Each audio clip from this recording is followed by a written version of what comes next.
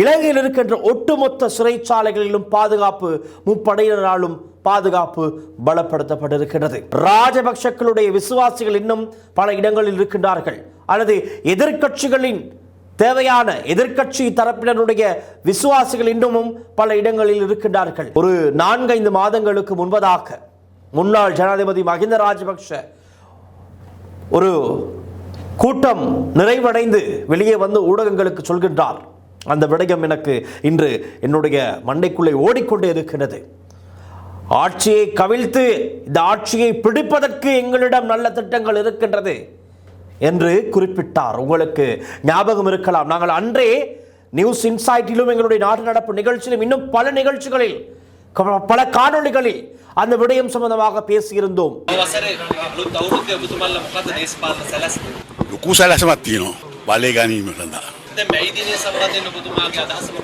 බෑනේ පොයේ දවසට අපිට මෛත්‍රිය තියන්න බෑ. අපි ඒක තියන්නේ නැහැ ඒ විදිහට. පින්කම් මාලාවක් කරනවා එදාට. එක්සත් ජාතික පක්ෂය සමග ජන බලවේගය එකට එකතු වෙලා මෛත්‍රිය සමරනවා කියලා කියනවා. අපි සමරන්නේ නැහැ. මේ පාර මෛත්‍රිය අපි පොයේ දවසකනේ. අපි සිල් ගන්නවා.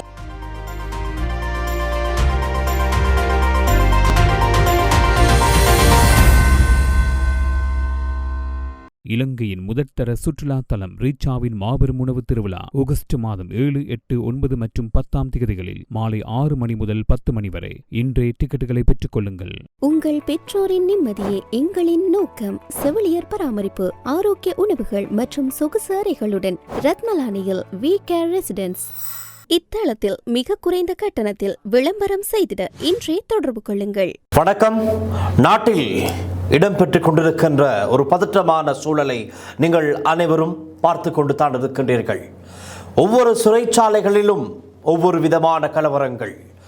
சிறை கைதிகள் கூரைகளுக்கு மேலே ஏறி நின்று ஒவ்வொரு விதமான கோரிக்கைகளை முன்வைக்கின்றார்கள். இன்னொரு சிறைச்சாலையில் சிறை கைதிகள் இரு குழுக்களுக்கிடையே மோதல் ஒன்று இடம்பெறுகின்றது, அடித்துக் கொள்கின்றார்கள். பிறகு அந்த சண்டையை தீர்ப்பதற்காக செல்லுகின்ற சிறைச்சாலை அதிகாரிகள் தாக்கப்படுகின்றார்கள், கொடூரமாக கொலை செய்யப்படுகின்றார்கள். பிறகு நடத்தப்படுகின்ற துப்பாக்கிச் சூட்டை அடுத்து சிறை கைதிகளும் சிலர் உயிரிழக்கின்றார்கள். இது நடந்து கொண்டிருக்கின்றது, இனியும் நடக்கும் என்று புலனாய்வு தகவல்கள் தொடர்ந்தும் எச்சரிக்கை விடுத்துக் கொண்டுதான் இருக்கின்றது. நேற்று இரவு பொரளை மெகசின் சிறைச்சாலையில் ஒரு கலவரம் கட்டுப்பாட்டுக்குள் கொண்டு வரப்பட்டது. நேற்று இரவே குருவிட்ட சிறைச்சாலையில் ஒரு கலவரம் கட்டுப்பாட்டுக்குள் கொண்டு வரப்பட்டது. இருப்பினும் இன்று காலை மீண்டும் குருவிட்ட சிறைச்சாலையில் அதே கலவரம் மீண்டும் ஆரம்பமானது. போலீசார் கண்ணீர் புகை பிரயோகம் மேற்கொண்ட சூழ்நிலையை அடுத்து அங்கு அந்த பதற்றமான சூழல் கட்டுப்பாட்டுக்குள் கொண்டு வரப்பட்டது. அதனைத் தொடர்ந்து பிரச்சனைகள் முடிந்தது என்று யோசித்துக் கொண்டு நினைத்துக் கொண்டு இருக்கும் போது ஒரு முடிவுக்கு வந்த போது மீண்டும் நீர்கொழும்பிலிருந்து ஒரு செய்தி கிடைக்கின்றது. நீர்கொழும்பு தலுப்பொத்த வீதியில் அமைந்திருக்கின்ற பல்லென்சேனை சிறைச்சாலையில் ஒரு கலவரம். சிறை கைதிகள் கூரையின் மேலே ஏறி நின்று ஒரு பதாகைகளை பிடித்தவாறு எழுத்துக்கள் மூலம் எழுதி இருக்கின்றார்கள். அறிக்கைகளை உடனடியாக தயாரியுங்கள். என்ன அறிக்கைகள்? அதுதான் அவர்களுடைய பிரச்சனையாக இருந்திருக்கின்றது. அதிலும் ஒரு சிலருடைய பிரச்சனையாக இருந்திருக்கின்றது. அரச ரசாயன பகுப்பாய்வு திணைக்களத்தினால் தயாரிக்கப்பட வேண்டிய அறிக்கைகள். அந்த தாமதத்தின் காரணமாகத்தான் கோபமடைந்த ஒரு சில சிறை கைதிகள் இவ்வாறு இந்த குழப்பத்தை ஏற்படுத்தி இருக்கின்றார்கள். ஆக மொத்தம் இப்படி எல்லா சிறைச்சாலைகளும் இப்படியான ஒரு பதற்றமான சூழல் உருவாகி கொண்டிருக்கின்றது. இதற்கு முன்பதாக நீர்கொழும்பு சிறைச்சாலை, மகர சிறைச்சாலை, அதனைத் தொடர்ந்து தற்பொழுது இந்த சிறைச்சாலைகளிலும் இப்படியான நிலவரங்கள் பதிவாகிய வண்ணம் இருக்கின்றது. இதனையடுத்து மட்டக்களப்பு சிறைச்சாலையில் பாதுகாப்பு பலப்படுத்தப்பட்டிருக்கின்றது. யாழ்ப்பாண சிறைச்சாலையில் பாதுகாப்பு பலப்படுத்துகிறது. இப்படி இலங்கையில் இருக்கின்ற ஒட்டுமொத்த சிறைச்சாலைகளிலும் பாதுகாப்பு முப்படையினராலும் பாதுகாப்பு பலப்படுத்தப்பட்டிருக்கிறது. இன்று இரவும் ஏதேனும் ஒரு சிறைச்சாலையில் மீண்டும் இந்த அமைதியின்மை கலவரங்கள் வெடிக்கலாம், வாய்ப்புகள் இருக்கின்றது. அதை கட்டுப்படுத்தத்தான் போலீசார் முன்கூட்டியே பொழுது அங்கங்கு இடங்களிலே குவிக்கப்பட்டிருக்கின்றார்கள். ஆகவே இதன் பின்னணி என்ன? பல சந்தேகங்கள் எழுகிறது, கேள்விகள் எழுகின்றது. அது எப்படி ஒரு சிறைச்சாலையில் நடந்ததைப் போலவே ஏனைய சிறைச்சாலைகளிலும் இடம்பெறும்? இதற்கு சிறைச்சாலை அதிகாரிகள் சிலரும் பிரதான காரணமாக இருப்பதாக ஒரு சில தகவல்கள் கிடைத்திருக்கின்றது. அதாவது ராஜபக்ஷக்களுடைய விசுவாசிகள் இன்னும் பல இடங்களில் இருக்கின்றார்கள், அல்லது எதிர்க்கட்சிகளின் தேவையான எதிர்க்கட்சி தரப்பினருடைய விசுவாசிகள் இன்னமும் பல இடங்களில் இருக்கின்றார்கள். இவர்களுடைய ஒத்துழைப்புடன் இவர்களுடைய அழுத்தத்துடன் தான் இந்த விடயங்கள் எல்லாம் இடம்பெறுகின்றதா என்ற ஒரு பெரும் சந்தேகம் கேள்வி எழுப்பியிருக்கின்றது. இன்னும் ஒரு விடயம் எனக்கு ஞாபகத்திற்கு வருகின்றது. ஒரு 4-5 மாதங்களுக்கு முன்பதாக முன்னாள் ஜனாதிபதி மஹிந்த ராஜபக்ஷ ஒரு கூட்டம் நிறைவடைந்து வெளியே வந்து ஊடகங்களுக்கு சொல்கின்றார். அந்த விடயம் எனக்கு இன்று என்னுடைய மண்டைக்குள்ளே ஓடிக்கொண்டே இருக்கின்றது. ஆட்சியை கவிழ்த்து இந்த ஆட்சியை பிடிப்பதற்கு எங்களிடம் நல்ல திட்டங்கள் இருக்கின்றது என்று குறிப்பிட்டார். உங்களுக்கு ஞாபகம் இருக்கலாம், நாங்கள் அன்றே நியூஸ் இன்சைட்டிலும் எங்களுடைய நாட்டு நடப்பு நிகழ்ச்சியிலும் இன்னும் பல நிகழ்ச்சிகளில் பல காணொளிகளில் அந்த விடயம் சம்பந்தமாக பேசியிருந்தோம். அது ஒரு சிவப்பு எச்சரிக்கை. அது சாதாரண ஒரு வாய்ஸ் கட் அல்ல, அது ஒரு எச்சரிக்கை. இந்த அரசாங்கத்துக்கு ராஜபக்ஷ கொடுத்த ஒரு சிவப்பு எச்சரிக்கை அது. ஆகவே இன்று பாருங்கள், நாட்டில் இடம்பெறுகின்ற இந்த குழப்பகரமான சூழ்நிலைகளுக்கு பிள்ளையார் சொல்லி போடப்பட்டது அந்த இடத்தில் தானா என்ற ஒரு பெரும் சந்தேகம் இன்று சமூகத்திலே எழுந்திருக்கின்றது. இன்று சோசியல் மீடியாவில் எங்களுக்கு காணக்கூடியதாக இருக்கின்றது. சிங்கள மொழி பேசுகின்ற பலரும் அந்த மஹிந்த ராஜபக்ஷ என்று சொன்ன அந்த கருத்தை மேற்கோட் குறியிட்டு காண்பித்து வருகின்றார்கள். இதுதான் ராஜபக்ஷவின் திட்டமா என்று கேள்வி கேட்க ஆரம்பித்து இருக்கிறார்கள். ஆகவே பலர் தெளிவடைந்து இருக்கின்றார்கள். இந்த சிறைச்சாலைகளுக்கு உள்ளே நடக்கின்ற இந்த கலவரங்களுக்கு பின்னணியில் ராஜபக்ஷக்களுடைய ஏதோ ஒரு வகையிலான தலையீடு இருக்கின்றது, அல்லது அவர்கள் ஆட்சியை பிடிக்க இந்த அரசாங்கத்தில் சட்ட ஒழுங்கு பிரச்சனைக்குரியது என்று சர்வதேசத்திற்கு காண்பிப்பதற்கு ஒரு தரப்புக்கு தேவை இருக்கின்றது. அந்த தேவை இப்படித்தான் நிறைவேற்றப்பட்டு கொண்டிருப்பது எங்களுக்கு சொல்லக்கூடியதாக இருக்கின்றது. ஆகவே விசாரணைகள் விரைவாக இடம்பெற வேண்டும். இல்லை என்றால் இன்னும் பல சிறைச்சாலைகளில் இப்படியான பதட்டமான சூழல் உருவாகக்கூடிய சந்தர்ப்பங்கள் அதிகம். இது திட்டமிட்டுத்தான் இடம்பெற்றுக் கொண்டிருக்கின்றது, சந்தேகமே இல்லை. இது திட்டமிட்ட செயல் என்று சொல்லக்கூடியதாக இருக்கும். இன்றைய தினம் பாராளுமன்றத்திலே பொதுமக்கள் பாதுகாப்பு அமைச்சர் ஆனந்த விஜயபால இந்த சம்பவம் குறித்து பேசியிருந்தார். அவர் குறிப்பிடுகின்றார், பல சிறைச்சாலைகளில் ஒரே நேரத்தில் ஏற்பட்ட சம்பவங்கள் திட்டமிட்ட முறையில் நடைபெற்றிருக்கலாம் என்ற சந்தேகம் எழுந்திருக்கிறது. முழுமையான விசாரணை நிறைவடைந்த பிறகே இறுதி முடிவு அறிவிக்கப்படும் என்று பொதுமக்கள் பாதுகாப்பு அமைச்சர் ஆனந்த விஜயபால தெரிவித்திருக்கின்றார். எதிர்க்கட்சி என்ன சொல்கின்றது? எதிர்க்கட்சி தலைவர் சஜித் பிரேமதாஸ் இன்று பாராளுமன்றத்திலே உரையாற்றும் போது சொல்லியிருந்தார், தேசிய பாதுகாப்பு மீண்டும் அச்சுறுத்தலுக்குள்ளாகி இருக்கின்றது என்ற விடயத்தை தூக்கி பிடித்துக் கொண்டார். அவர் கூறுகிறார், இந்த விவகாரம் தேசிய பாதுகாப்புடன் தொடர்புடைய மிகவும் தீவிரமான பிரச்சனை. நீதி அமைச்சருக்கு எதிராக முன்வைக்கப்பட்ட நம்பிக்கையில்லா தீர்மானம் குறித்து குறிப்பிட்டு அதன் பின் தொடர்ச்சியாக மகசின் குருவிட்ட மற்றும் பல்லஞ்சனை சிறைகளில் கலவரங்கள் ஏற்பட்டிருப்பதை எதிர்க்கட்சி தலைவர் சஜித் பிரேமதாஸ் சுட்டிக்காட்டினார். எனவே சம்பவங்களுக்கு பின்னால் திட்டமிட்ட சதி உள்ளதா என்பதை முழுமையாக விசாரிக்க வேண்டும் எனவும் எதிர்த்தரப்பில் எதிர்க்கட்சி தலைவர் சஜித் பிரேமதாஸ் கோரிக்கை விடுத்திருந்தார். பலருடைய கருத்து இதுவாகத்தான் இருக்கின்றது. ஆகவே நாங்கள் பார்ப்போம். நீர்கொழும்பு சிறைச்சாலையில் தொடங்கிய அமைதியின்மை பின்னர் மகசின் குறிப்பிட்ட பல்லஞ்சனை உள்ளிட்ட பல சிறைச்சாலைகளுக்கும் பரவி இருக்கின்றது. இதுவரை கிடைத்துள்ள புலனாய்வு தகவலின் அடிப்படையில் இந்த சம்பவங்கள் திட்டமிட்ட சதிச் செயலாக இருக்குமா என்ற சந்தேகம் எழுந்திருக்கின்றது. இருப்பினும் உடனடி காரணங்களுக்காக போதைப்பொருள் வலையமைப்புகள் மற்றும் பாதாள உலக குழுக்களின் செல்வாக்கு அடையாளம் காணப்பட்டுள்ளதாகவும் தெரிவிக்கப்படுகின்றது. நேற்று இரவு சுமார் 10:30 மணியளவில் மகசின் சிறைச்சாலையில் அமைதியின்மை ஏற்பட்டது. ஒரு பிரிவை உடைத்து சுமார் 40 கைதிகள் வெளியே வந்து கலவரத்தில் ஈடுபட்டனர். சிறைச்சாலை அதிகாரிகள் மற்றும் விசேட அதிரடிப்படை STF இணைந்து நிலைமையை கட்டுக்குள் கொண்டு வந்தனர். இந்த சம்பவத்தில் ஒரு கைதி இன்று காலை உயிரிழந்திருக்கின்றார். 10 பேர் காயமடைந்து தேசிய வைத்தியசாலையில் சிகிச்சை பெற்று வருகின்றார்கள்.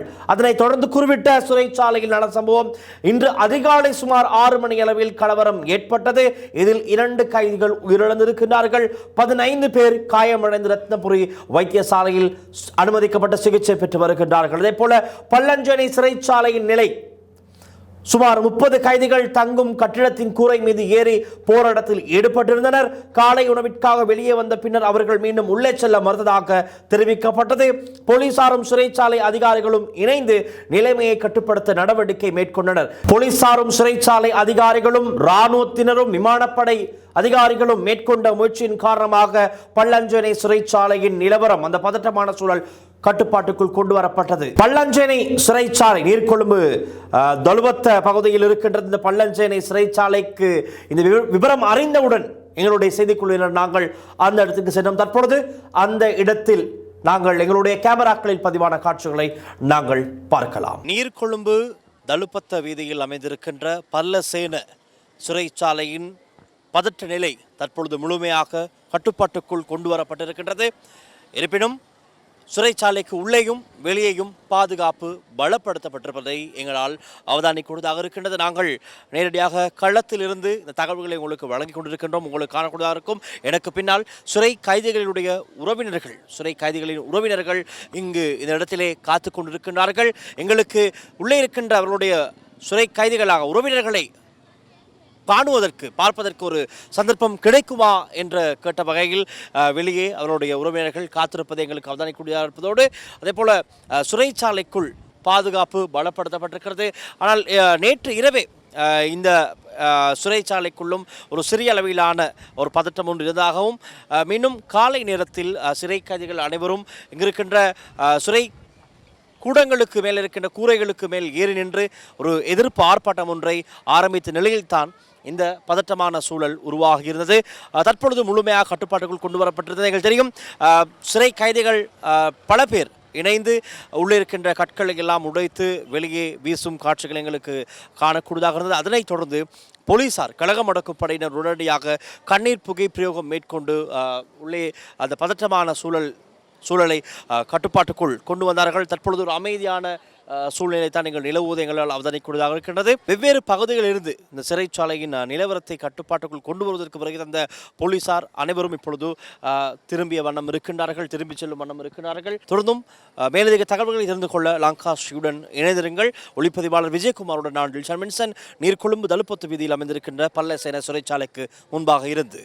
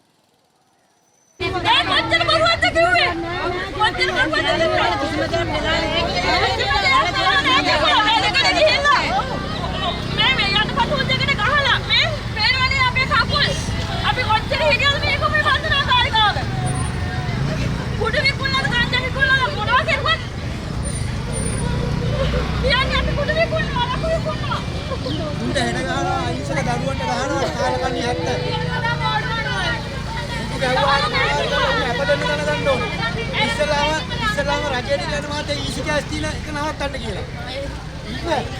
ඊසි ගෑස් එක නවත්තන්න කියන්නේ ඉස්සලා. ඊසි ගෑස් එක නවත්තුවොත් ඔය කුඩු ඔක්කොම නවතිනවා. උඹ ඔක්කොම ඊසි ගෑස් තියාගෙන ඔක්කොම කරන්නේ. ඊසි ගෑස් හරහා තමයි ඔක්කොම වෙන්නේ. රජයට කියන්නේ ඊසි ගෑස් නවත්තන්න කියලා. එතකොට බඩු බේලකවත් අල්ලන්න පුළුවන්, බඩු දෙන්නකවත් අල්ලන්න පුළුවන්. එතකොට වැලල් වලට ඔක්කොම කුඩු ටික අල්ලන්න පුළුවන්. මේක අයින්සකෝල ගොඩක් ඉන්නවා. අයින්සකෝල ගොඩක් ඉන්නවා. අද කුඩු කන්නේ උන් නිකන් අයින්සකෝල. කියන කාවල්ලන් කියට ගිහිල්ලා ඉස්සලා.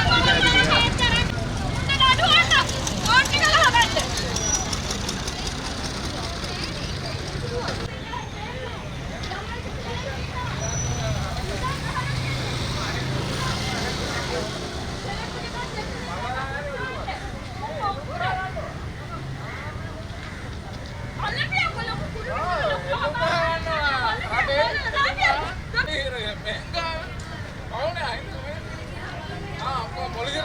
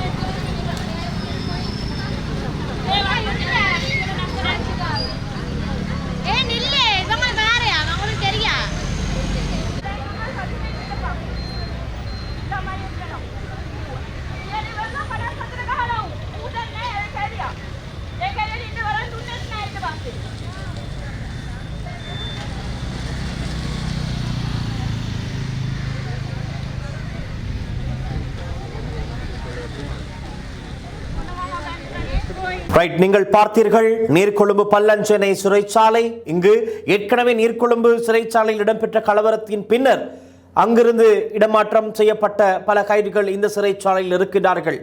இங்கு இருப்பவர்களுடைய பிரதான கோரிக்கையாக இருந்தது இன்று காலை இந்த அரச ரசாயன பகுப்பாய்வு திணைக்களத்தின் அறிக்கைகளை விரைவாக தயாரித்து தருமாறு தான் பல பேர் கோரிக்கை முன்வைத்தார்கள். அங்கு எங்களுக்கு காணக்கூடியதாக இருந்தது, நீங்களே பார்த்திருப்பீர்கள் இந்த காணொலி காட்சிகளில், ஒரு சில சிறை கைதிகள் அங்கு இருக்கின்ற கான்கிரீட் தூண்களை உடைத்து அதில் இருக்கின்ற இரும்புகளை எடுத்து சிறைச்சாலை சுவர் மதில் சுவரை உடைத்துக் கொண்டு வெளியே வர முயற்சிக்கிறார்கள். எப்படியாப்பட்ட சம்பவங்கள் பதிவாகி கொண்டிருக்கிறது என்று நீங்களே பாருங்கள்.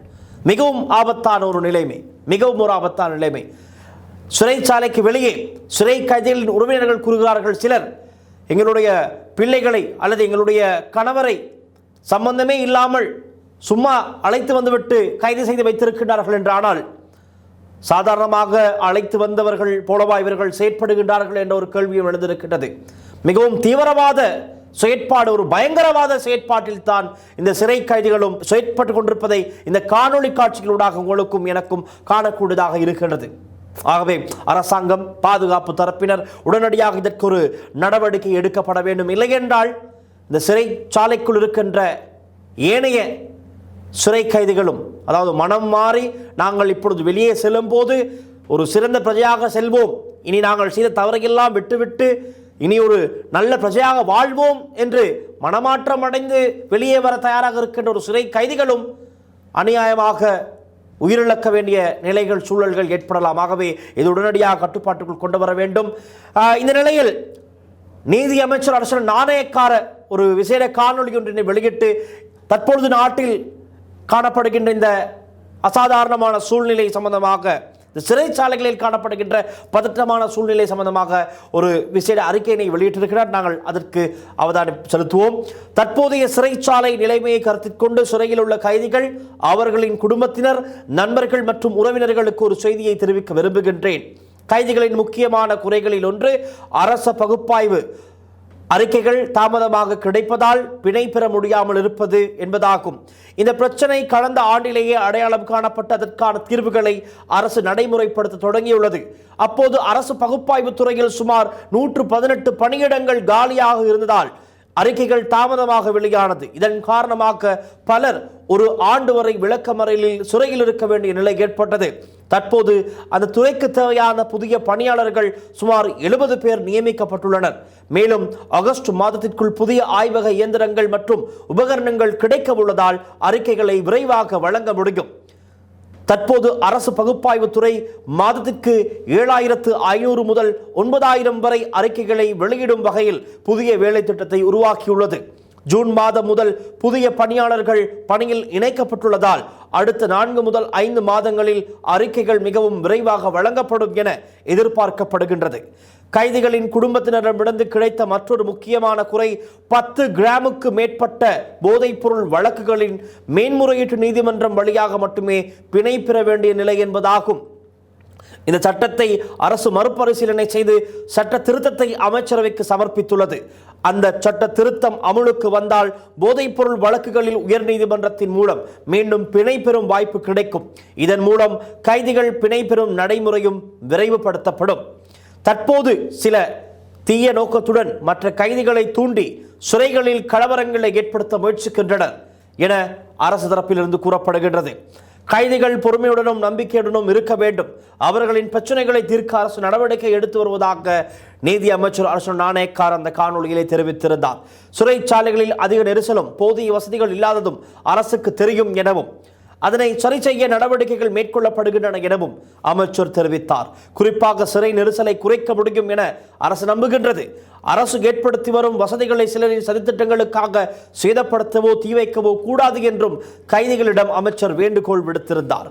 இத்தகைய வன்முறைகளால் அதிகம் பாதிக்கப்படுவது சிறையில் உள்ள கைதிகளே என்பதால் அவர்கள் அமைதியாக இருக்குமாறு அமைச்சர் கேட்டுக் கொண்டிருக்கின்றார்.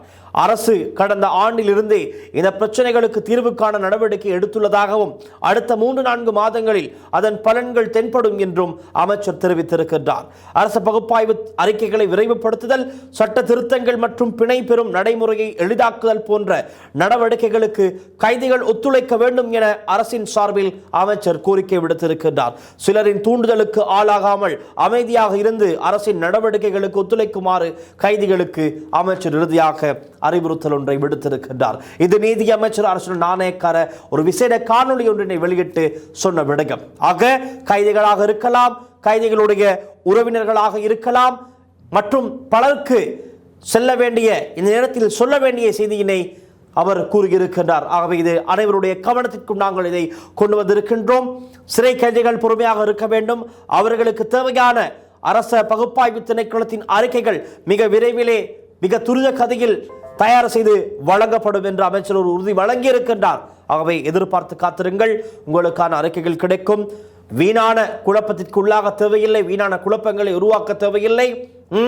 நீங்கள் இருப்பது சிறையில், இன்னும் குழப்பங்களை ஏற்படுத்தி உங்களுடைய சிறையில் இருக்கின்ற காலத்தை மேலும் நீடித்துக் கொள்ள வேண்டாம். உங்களுக்காக உங்களுடைய மனைவி பிள்ளைகள் சிறைக்கு வெளியே காத்து கொண்டிருக்கின்றார்கள். இன்று நான் மாலை நீர்கொழும்பு அந்த பள்ளஞ்சேன சிறைச்சாலைக்கு சென்ற போது வெளியே பார்த்த போது மிகவும் மனவேதனையாக இருக்கின்றது.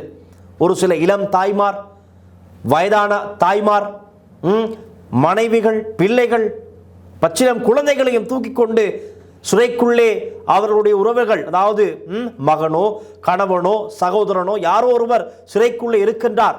அவருக்கு என்ன நடந்தது, அவருக்கு ஏதும் பாதிப்புகள் நடந்து விட்டதா, அவரை அடித்து கொன்று விட்டார்களா என்று கூட பதற்றத்திலே பயத்திலே கொழும்பிலிருந்து நீர்கொழும்பிற்கு வந்திருக்கிறார்கள். நீர்கொழும்பு மற்றும் கொச்சுக்கடை பகுதி, புத்தளம், அந்த பகுதிகளில்தான் நீர்கொழும்பு சிறைச்சாலை, அந்த சிறைச்சாலைக்கு முன்பாக வந்து கண்ணீர் வடிய வடிய அழுது கொண்டிருக்கிறார்கள். பாவம் தாய்மார், பாவம் பெண்கள். ஆகவே சிந்தியுங்கள், சிறைப்படுங்கள் ஒழுங்காக. இன்னும் பிரச்சனைகளை தோற்றுவிக்க வேண்டாம். நன்றாக விளங்குகிறது இது ஒரு தரப்பினருடைய தேவைக்குத்தான் எல்லாமே நடக்கின்றது. இதில் பல சூழ்ச்சிகள் இடம்பெறுவது தெளிவாக தெரிகின்றது. ஒரு சூழ்ச்சி தான் இது இடம்பெற்றுக் கொண்டிருக்கின்றது. அரசாங்கத்திற்கு ஒரு அவப்பெயரை ஏற்படுத்த வேண்டும். சர்வதேச ரீதியிலே இலங்கையில் சட்ட ஒழுங்கு இப்படி ஒரு கேள்விக்குறியாக்க வேண்டிய தேவை ஒரு தரப்பினருக்கு இருக்கின்றது. நான் மீண்டும் சொல்கின்றேன், ஆட்சியை கவிழ்த்து இந்த ஆட்சியை பிடிப்பதற்கு எங்களிடம் ஒரு நல்ல திட்டம் இருக்கின்றது என்று அன்று அவர் சொன்னார். அதற்கு பிறகுதான் நாட்டில் பல சூழ்ச்சிகரமான குழப்பகரமான சம்பவங்கள் இடம்பெற்றுக் கொண்டிருக்கின்றது என்பதை யாரும் மறந்துவிட வேண்டாம். எழுதுங்கள் உங்கள் கருத்துக்களை கீழே கமெண்ட் செக்ஷனில். உங்களுடைய கருத்துக்கள் என்ன, இவற்றை தீர்ப்பதற்கு என்னதான் வழி? அடுத்தடுத்து சிறை கைதிகளாக இருக்கலாம், சிறைச்சாலை அதிகாரிகளாக இருக்கலாம், இந்த இவர்களுக்கு இடையிலே இடம்பெறுகின்ற இந்த பிரச்சனைகளை தீர்ப்பதற்கு என்னதான் வழி என்று உங்களுடைய சிந்தனைக்கு வருகின்ற நிலைப்பாட்டை இந்த காணொளிக்கு எழுதுங்கள். மீண்டும் நாளைய நிகழ்ச்சி சந்திக்கலாம். தொடர்ந்தும் லங்காஸ்ரீயுடன் இணைந்திருங்கள். கிடைக்கின்ற ஒவ்வொரு தகவல்களையும் உடனுக்குடன் உங்களுக்கு எங்களுடைய லங்காஸ்ரீயில் ஒவ்வொரு காணொளிகள் மூலமாகவும் தகவல்களை தருவதற்கு நாங்கள் தயாராக இருக்கின்றோம். ஆகவே தகவல்களை தெரிந்து கொள்ள தொடர்ந்தும் லங்காஸ்ரீயுடன் இணைந்திருங்கள் என்று கூறிக்கொண்டு நானும் விடைபெறுகின்றேன். நன்றி, வணக்கம்.